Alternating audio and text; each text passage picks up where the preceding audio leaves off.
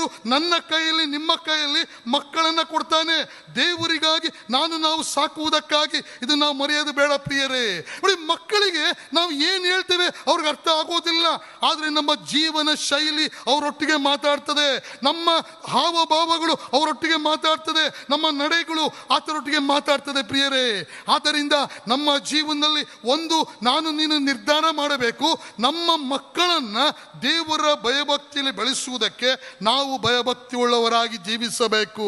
ಸತ್ಯವೇದ ಹೀಗೆ ಹೇಳ್ತದೆ, 127ನೇ ಕೀರ್ತನೆ 4ನೇ ವಚನದಲ್ಲಿ, ಯೌವನದಲ್ಲಿ ಹುಟ್ಟಿದ ಮಕ್ಕಳು ಯುದ್ಧ ವೀರನ ಕೈಯಲ್ಲಿ ಅಂಬುಗಳಂತಿದ್ದಾರೆ. ಅಂದ್ರೆ ಬಾಣ.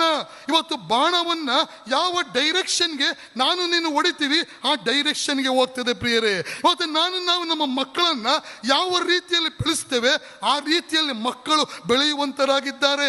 ಆದ್ದರಿಂದ ನಾವು ನಮ್ಮ ಮಕ್ಕಳನ್ನ ಬೆಳೆಸುವ ವಿಷಯದಲ್ಲಿ ನಾವು ಎಚ್ಚರಿಕೆಯಾಗಿರಬೇಕು ಪ್ರಿಯರೇ.